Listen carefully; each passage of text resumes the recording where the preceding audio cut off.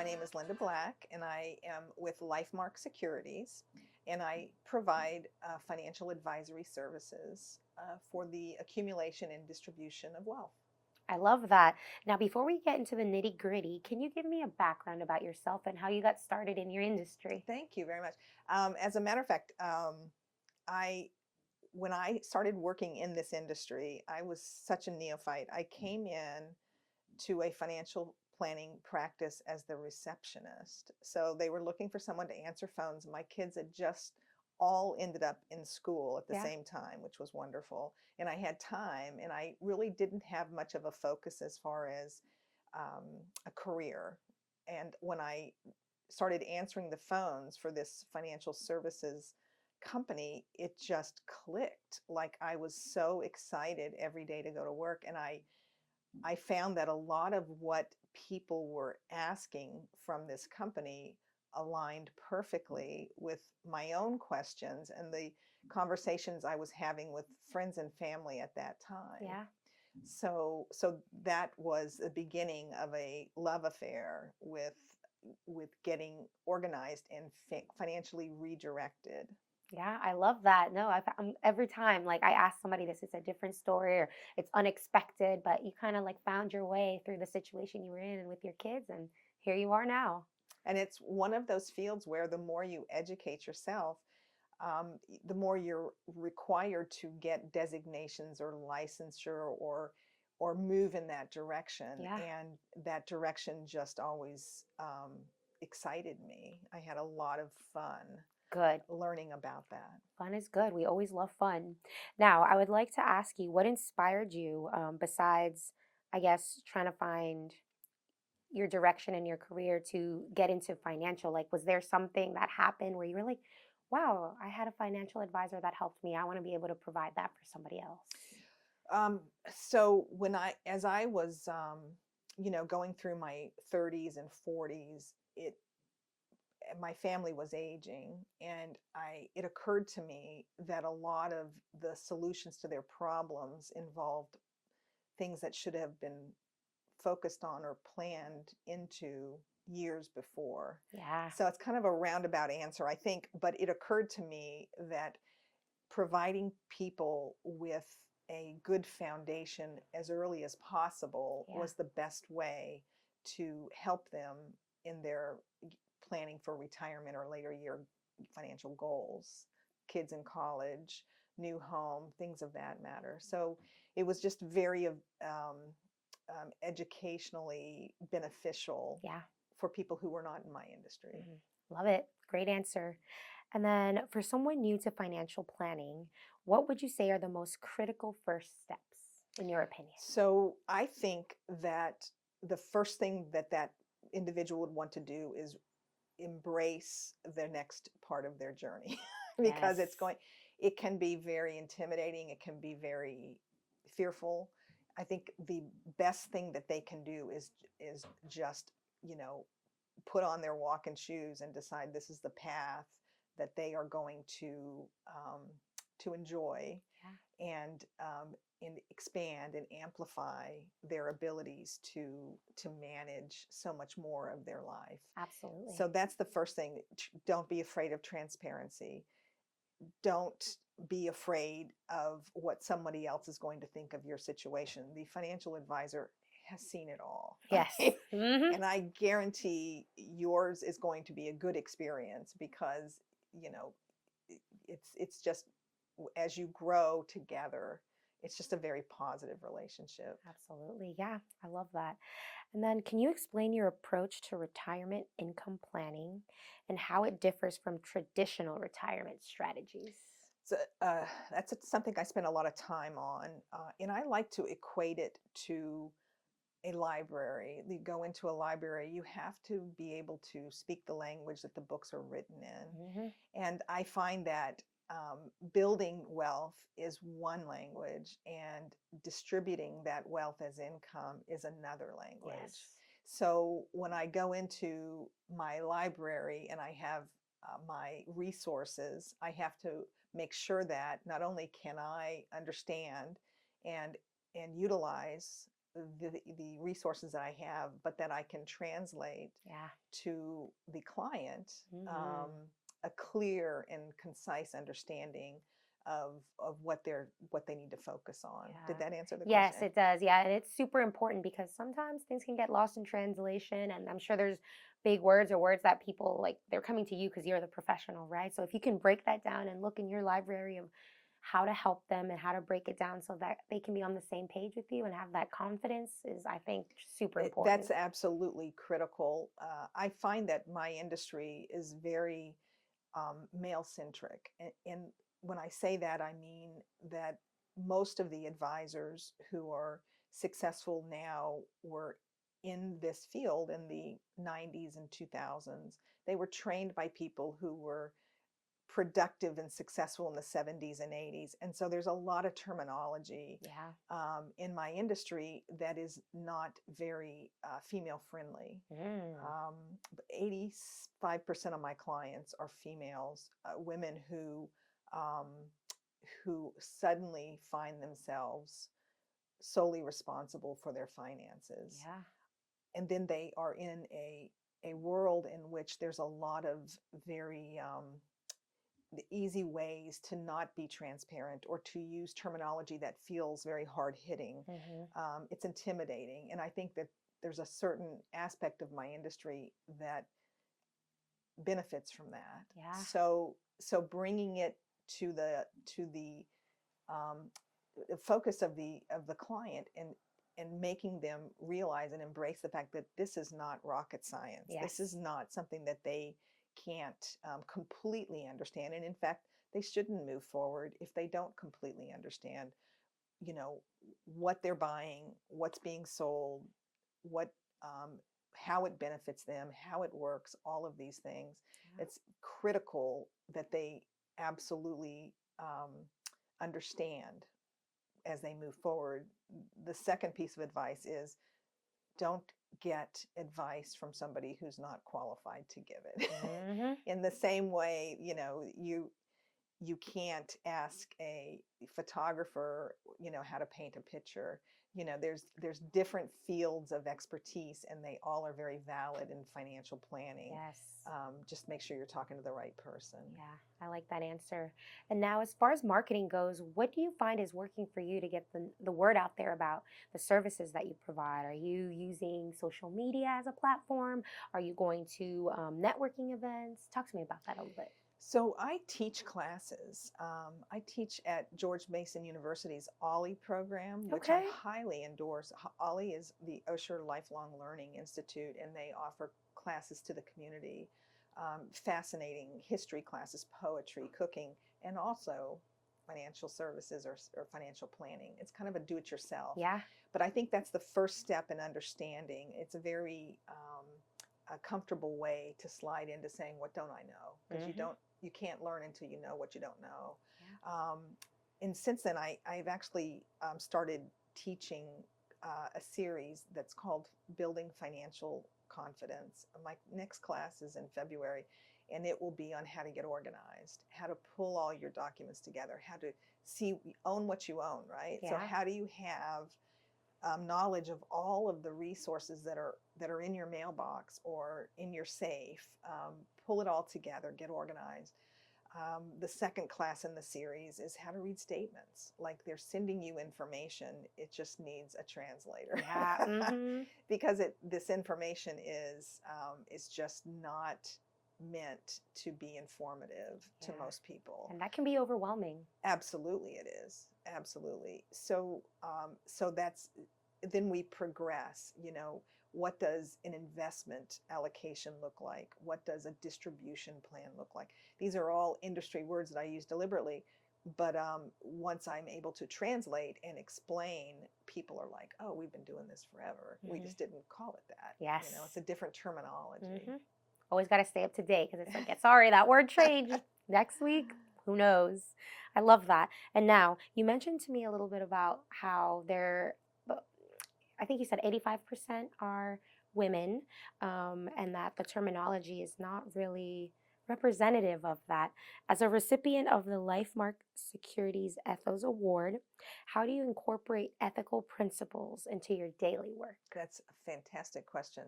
Um, when I received that award, which was I want to say 2018, it was prior to the FINRA and the SEC regulations for the BIC, what we call BIC regulations, which is best interest of client, which just blew me away. I mean, I had thought that anybody would have acted in the best interest of a client in any situation. Hmm. And I think that's what like, allowed me to work with clients that were just exploring financial services. I was very happy to sit and talk and move them in the direction that they needed to go in. I'm not always the perfect fit for them. I have a network of people who can help them. I work very well with other advisors, other financial advisors, other accounting attorneys, things of that nature, because it's really everybody playing well in the sandbox Yes. sometimes. Yes, you know that's very important. yeah, so I think that my ability um, to understand me and what I do best and what I don't do best, and my desire to have my clients have the very best advisors in any field. It goes back to, I don't give my clients advice on tax situations or estate planning. It's not, I stay in my lane. Yeah. Um, I think that allows me the freedom to say, this is in your best Yes. interest. I love that. For someone new to financial planning, what would you say are the most critical first steps? That would have to be getting organized. That would have to be identifying what you have and what your goals are. Mm, It's easy to fall back on these articles that we see on social media all the time. You must mhm. have $1 million in your checking account to retire. I mean, it's just not true. it's there, Phew. No there's kidding. so many different uh, different things that will integrate into a very successful outcome to goals. And I think that's the next thing you would do. You want to find out what you have, find out what you want, and then you want to figure out how to get there. Yeah. And if you, let's say a client is struggling with that, getting organized, is that when they would come to you and you could maybe, they bring all their stuff and you can help them figure all that out? Well, it's interesting. The typically a person will come to me when something has happened in their life which has forced them to come to me. Mm, So that's the beginning of a relationship. We're starting from a point of they can be very it can be very fearful. Life can be a very traumatic experience. experience. And so when that happens and they don't know what to do, they will often come to me and say, I just need help with this one thing. And Yeah. I can easily say, I've got you. Phew. This is something that I've done many, many times, and we'll get through this. And then as we solve that problem, then we open the door to, okay, well, what other situations can we anticipate that we can plan for now? Yes. So the importance of planning comes out. We call these learning moments, these educational opportunities, any way you want to phrase it. Mhm. Something happens in your life, you realize that you're unprepared to move forward financially. What can you do about it? And I can't think of any situation in which we didn't come up with a solution that was a huge relief Yeah. and also extremely implementable. Is that a word? Implementable. We're going Beneficial. to Yeah. use it. Yeah. Well, We're I going to love use it. 2025, implemental. That's the word of the year. I love it. Yeah. And then if you could influence one major change in the financial industry, what would it be and why? transparency. That That's the easiest was question. quick. Why can't clients get statements they understand? Mhm, Why can't they sign contracts they understand? mhm. Why can't they read articles about financial planning that is written in a way that newspapers are written or that magazines are written? Yeah. At a level in which the vocabulary is on par with you know discussion points and purposes and written in a way that's concise. it's not unusual Hmm. for me to hand a client a one-page information sheet with 3 pages of disclosures behind it. It's just why? Yeah, Transparency. I love it. That's what my industry needs. You heard it here first, y'all. If you're listening, industry, transparency is key. Love it. And then, how do you empower clients to take ownership of their financial futures?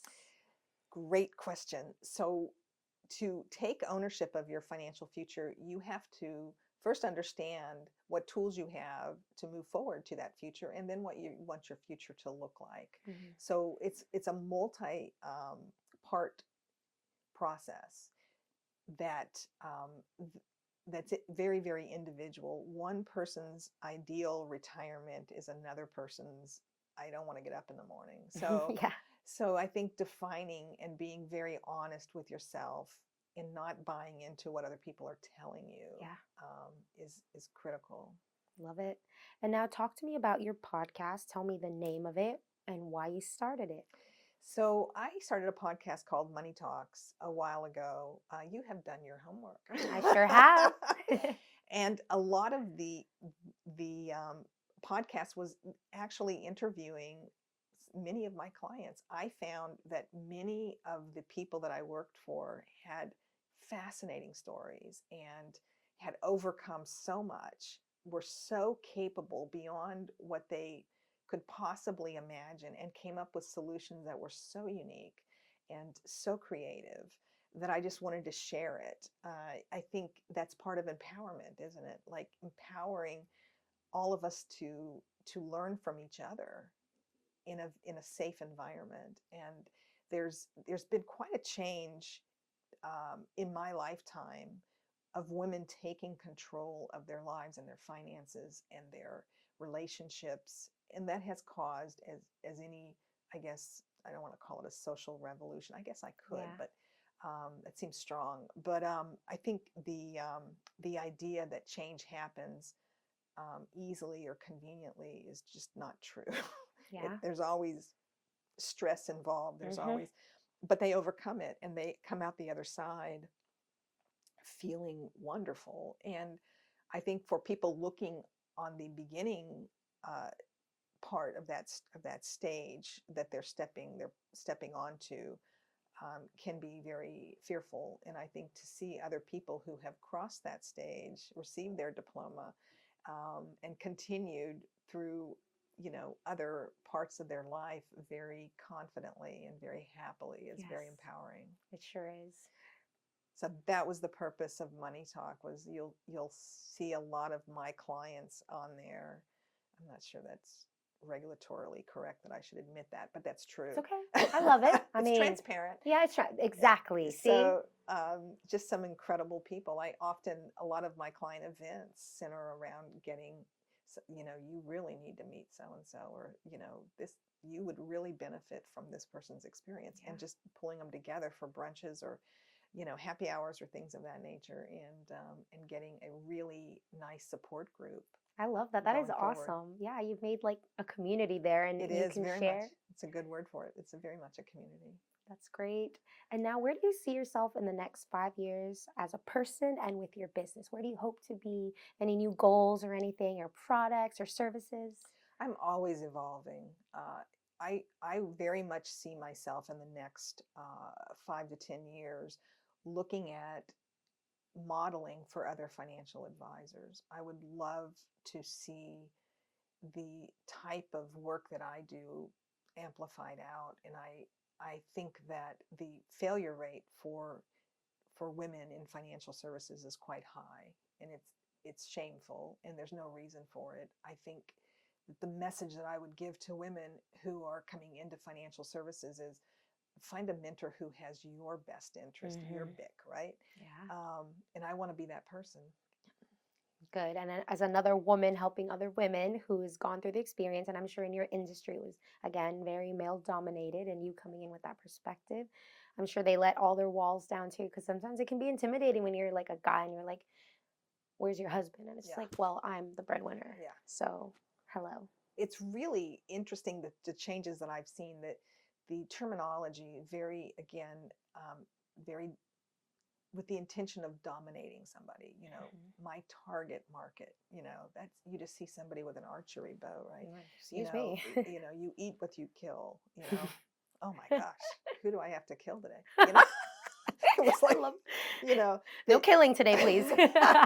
just the terminology in sales Yeah, is somewhat intimidating to aggressive. aggressive. Thank you very much. To many people, it can be frightening, and there's a purpose of that. There's an intent to dominate, and you will buy what I sell. That type of thing. It's I know more than you do about this. Mhm. Well, there's a problem, Yeah. So I think that turning that on its head, and acknowledging that your client is your boss.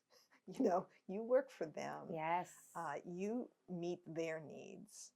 It's not the other way around. Yeah, I feel like sometimes people don't have that self-awareness, and that can be a problem, Yeah. because maybe some people like that, but honestly, I feel like the majority would not, especially new people. They don't want to feel intimidated or scared, and No. I don't know. But I mean, whatever works for everybody, right? But I definitely prefer your approach personally. And there seems to be this attitude of, if I can't handle my own finances, there's something wrong with me. And I kind of flip that back to people, and say, well, I can't do my own photography, and I can't do my own accounting, and I can't do my own real estate Yeah. needs. I go to specialists for that, but I'm very, very good at other things. Yeah. So I think this idea that a smart person is financially aware and competent is just not, I think there are many, many smart people who do amazing things that depend on financial advisors to take that load off of their shelf. So 100%. yeah. Yep. And then let's see. I've got so many good questions that I want to ask you. Wish I had more time. But anyway, um, what unique challenges and opportunities do you see in estate planning and asset protection for high net worth clients? So the challenge for high net worth clients really is change. We're going to see a tremendous amount of change going forward in taxation, in um, your ability to manage in a platform that is easily understandable. If you go back to the 70s and 80s again, when we invested in cash and bonds and stocks, and Mm-hmm. then you go a little bit more further, and we now, as an individual investor, could do international or real estate investment trusts, and then you go a little farther out, and now we have commodities and hedge funds. You would have to be an expert, and as your wealth grows, your need for tools and solutions exceeds the your ability to educate yourself Mm-hmm. without becoming a financial advisor. Yes. So that again is a shift. Inheritance laws are going to change. Um, Wealth accumulation strategies are going to change. I think income strategies are going to change, because so let me simplify this, and let me be transparent. Please. Our kids are not going to have pensions. Our incomes are going to be taxed quite a bit more. We're going to be much more fluid in our job choices. We're not going to be with one company in which we work our way up. We're going to have to be able to strategize in our ability to go from opportunity to opportunity. And we're going to have to plan as individuals as well as couples. Yeah. So you put all of those changes in place for the average person, and that's life, right? Yeah. You put it in for somebody who has high net worth, in it again. I've used this word several times, but it amplifies the complications and the manipulations and Yeah. how things work together. Yeah, that's quite a bit of stressors, like not having pensions and I feel like anything that involves money, the laws and policies are always Always changing. changing, and it can be quite frightening, but you have to be aware of those things so you can be better prepared. It's just something, maybe some people hire you because they're like, I'm scared. I don't really want to think about it. I know I have to, but can you please help me? I'm scared. I'm scared. It is. It's terrifying. I mean, we're moving into practice now the requirement that any company, and think of how many small companies and businesses we have in our community, will be required to have a 401k plan if they have more than 5 employees. And for some states, it's more than one employee. In Mhm. Virginia, it will be more than one employee in 2 years. Oh, wow. So keeping up with regulations like that as a small business owner, in which a lot of our high net worth clients come from that environment, keeping up with many of the reporting regulations now, it's it is a there's a need to have a person in your business that focuses on that. For And sure. a lot of times, if they can't produce a product or show a result, they're less valued. Um, so I think those changes have to happen. For sure. And then, is there anything that I have not touched on in regards to yourself or your business, or maybe a cause that you like or an organization? You have the floor to share all of that. Well, thank you so very much. Mhm. My favorite hobby is quilting. Actually, I'm a fabricaholic, I guess. Another A new new word, word. a new word. But I very much enjoy a lot of solitary hobbies. I work with people a lot, and so when I go home, I read, I quilt, I walk my dog. But I also am very excited about other people's causes. There's many different causes that have come to my attention through my clients. Writing therapy, for example, writing books. One of the things that I talk to about my clients all the time is wealth. People, attach the word wealth with money.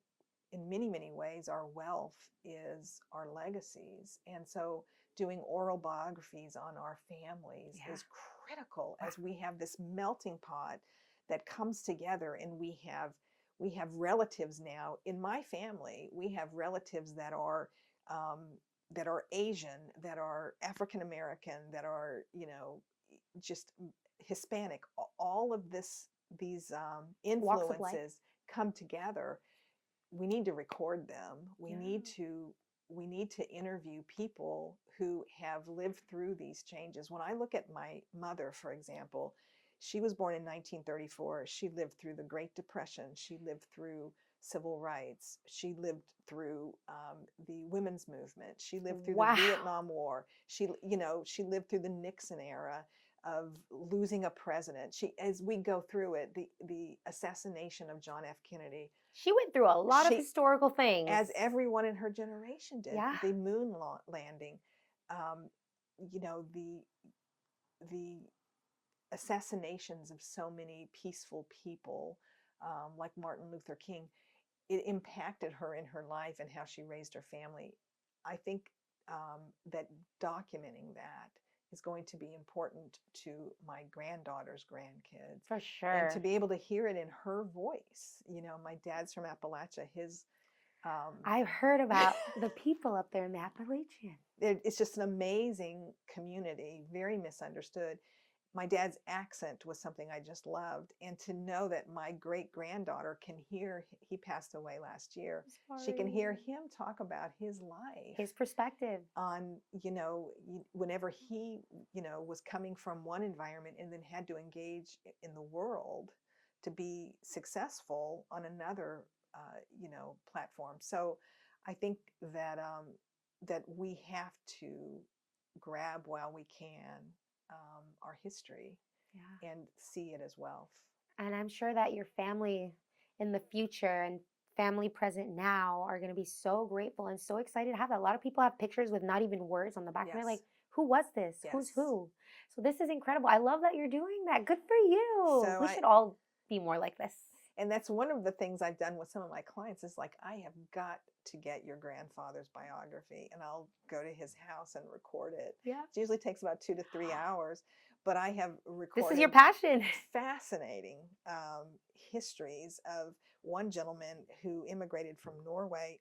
Said that he had come on in Ellis Island in the late 20s, and he was escorted off the boat. He was 3 years old, and his parents were taken to the clinic, and he never saw him again. No, that's And he so said, I sad. thought I had a sister, but I'm not sure. Oh my God. Imagine not It's knowing. unbelievable. And so I said, what happened? And he said, well, the Women's Temperance Society housed me, and then they put me on a train and took me to the Midwest to to meet my new parents. And so he stood at this train station and was picked out from a group of kids. There was probably, he said there was probably like 15 kids of different ages. Yeah.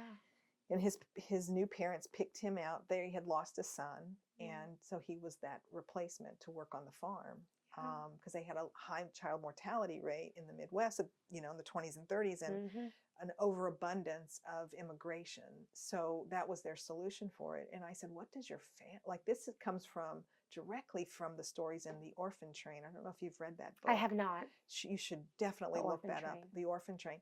But I said, what do your family think about this? I mean, there was a book recently written about these experiences. And he said, oh, I would never tell my family this story.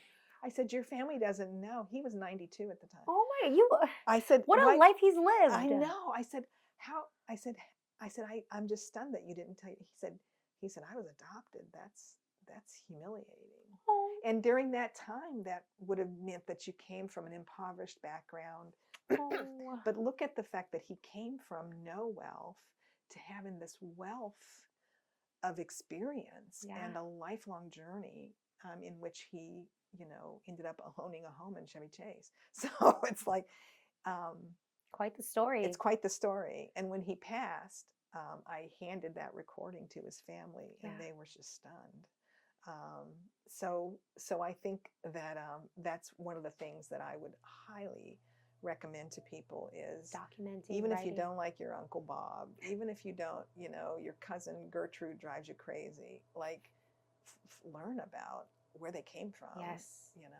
Absolutely. Well, thank you so much for sharing. This is incredible. I would never would have, just sitting here with you, I never would have guessed, like, hey, she likes to write books and document biographies. This is so cool to know. This is why we have these podcasts, so we can learn about what lights entrepreneur souls on fire. Like, yes, we can read about you online, but having these podcasts and conversations is very awesome. So, well, thank you very much. On my website, it's lindajblack.com. I have the oral biography of questions from the Genealogical Society. It's 100 questions, and you can just sit down and ask your grandparents or your parents or your uncles or aunts this list of questions, which are designed to generate storytelling. And I highly, you don't have to give me your email address or you don't have to log in. Just go and help yourself to some of those documents. That's incredible. Thank you so much for coming on the podcast today. It was a pleasure. Thank you.